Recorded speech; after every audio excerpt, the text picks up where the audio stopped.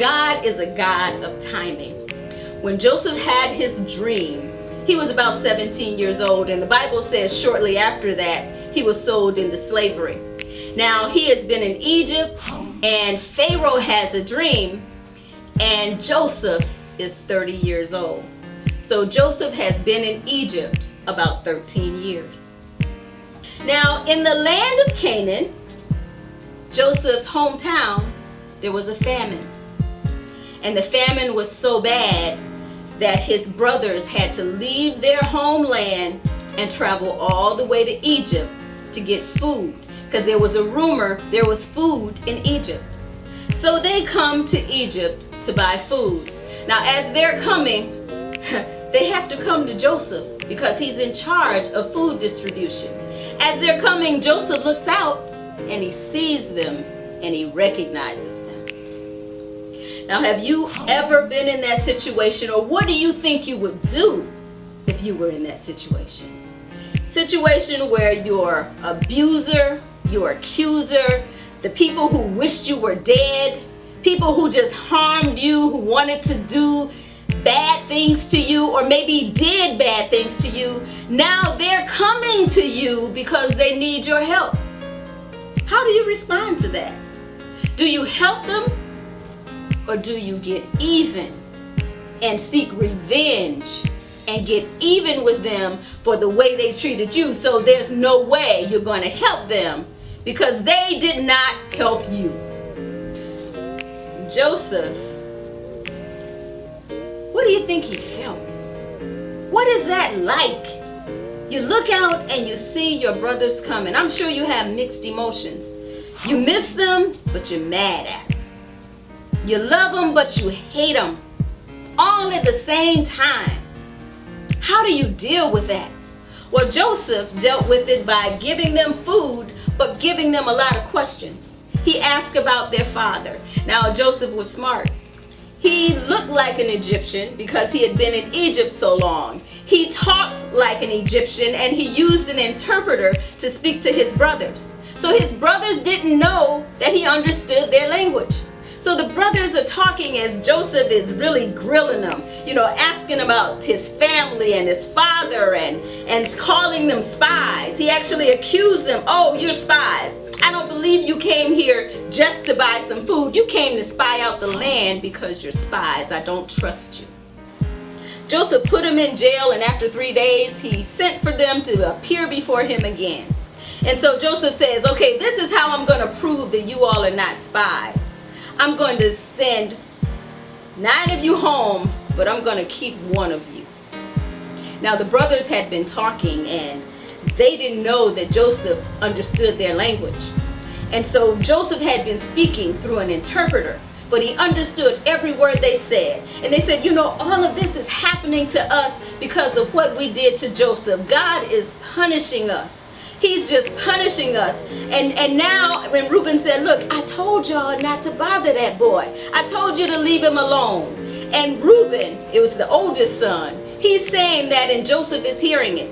So Joseph decides to send 9 brothers home, but he picks Simeon to stay. And I'm wondering if he picked Simeon to stay because Simeon was the second born, the second oldest, and he should have known better than to send Joseph into the pit. So Joseph is starting to get even. He tells the brothers, "Go home.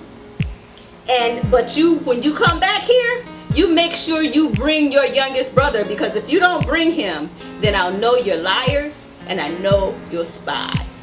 When the boys return home to their father Jacob, they tell him of their encounter with this Egyptian ruler. And they told their father, "We can't go back for any more food without taking Benjamin with us." And Judah even said, "Dad, I know that Joseph is gone and Simeon is still in Egypt, so 2 of your sons are gone. But we have to take Benjamin if we're going to get food for the rest of the family.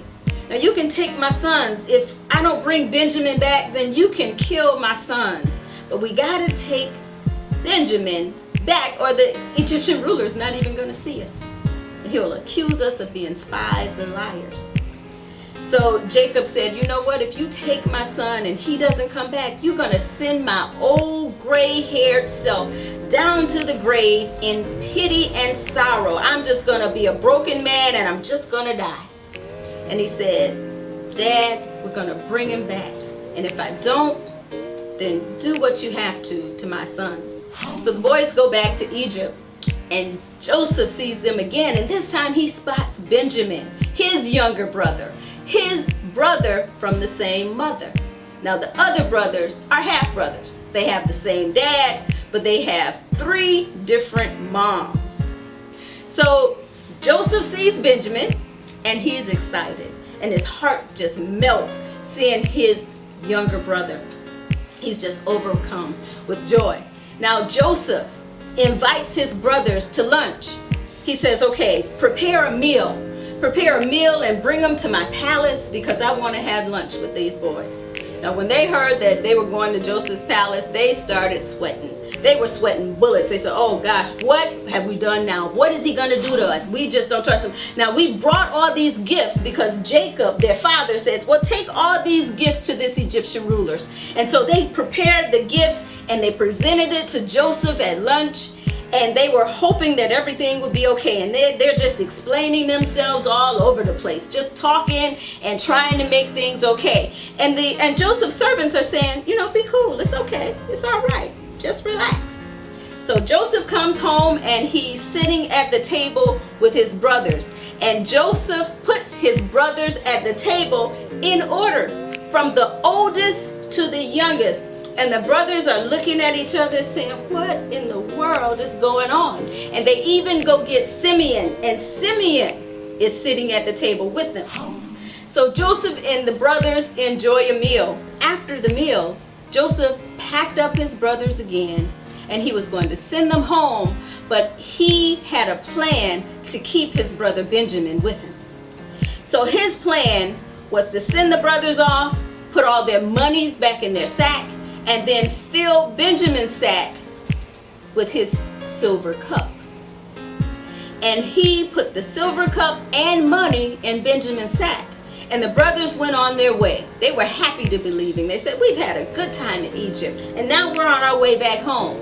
But again, Joseph sent his men after the brothers. And when they came upon the brothers said, well, what's going on? The men said, you all are thieves.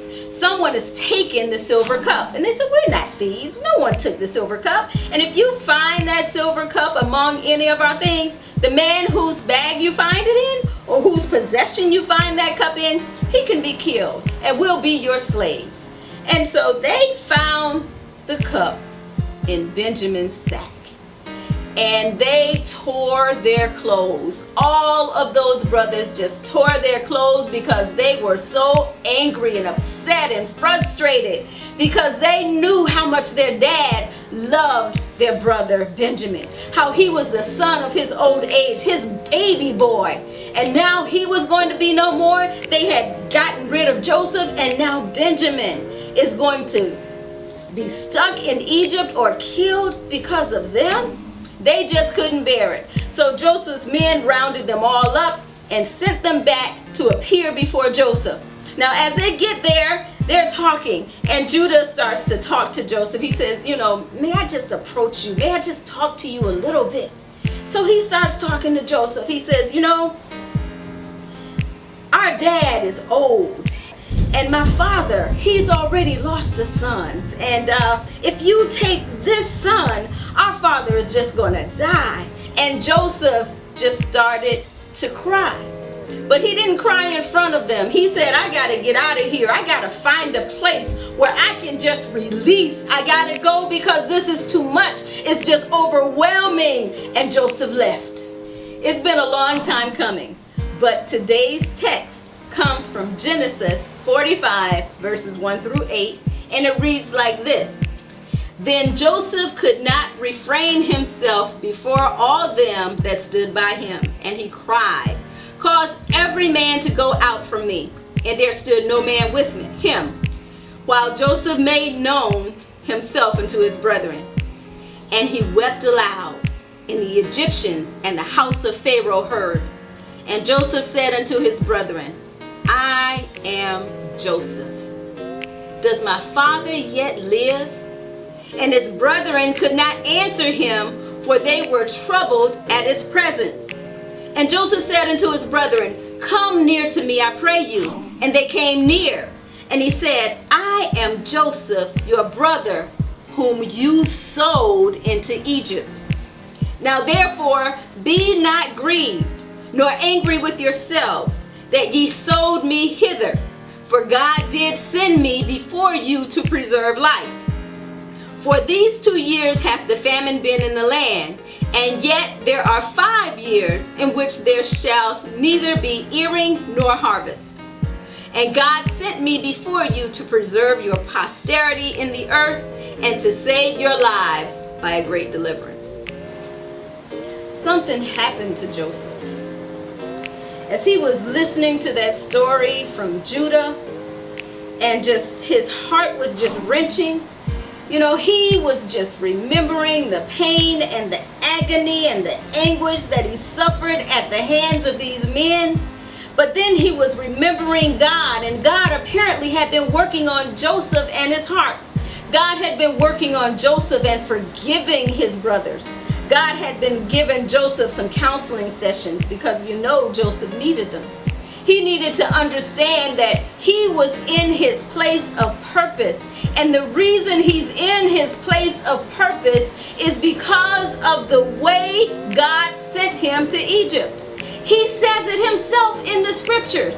He says, don't be upset, brothers, because of your doing, because you put me in the pit, because it was actually God who sent me here ahead of you. God sent me here, and I'm in my place of purpose. This is what my life was meant to be. I was meant to work here. I was meant to be in Egypt. I was meant to be the governor and in charge of food distribution, to keep you alive and to keep generations after you alive. That was God's purpose for me. But I didn't know that I was going to have to go through being put in a pit. When I had that dream, I enjoyed the dream. I enjoyed the thought of my brothers bowing before me. I enjoyed that. But I didn't enjoy being put in a pit. I didn't enjoy being sold into slavery. I didn't enjoy being accused of trying to rape a woman. I didn't enjoy being put in prison. I didn't enjoy those things.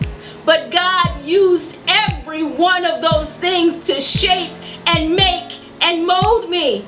And God did that so that I could stand here before you and offer food distribution to you to keep you alive. Because God is a God of his word. He is a God of promise. He promised Abraham that he would keep his descendants. He promised Abraham that he would be the God of his descendants. He promised Abraham that he would take those people back to the land of Canaan, into the land of promise.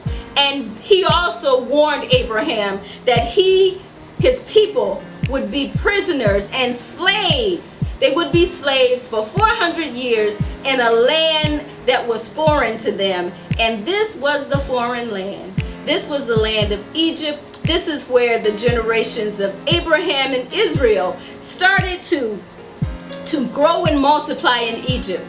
And then this is how Moses later came along and delivered the children of Israel. But this is their beginning. This is how they got to Egypt. They came from the promised land to Egypt so that God could deliver them with a great deliverance. This story of Joseph is just not about Joseph. It's about Joseph and his brothers and the purpose and plan and destiny that God has for them. You see, his brothers are not evil half-brothers. They are actually, together with Joseph, the 12 tribes of Israel. Their father Jacob's name was changed to Israel. So these are Israel's boys. These are the guys whose names will be written on the 12 gates of the New Jerusalem that's mentioned in Revelations. These are men of promise.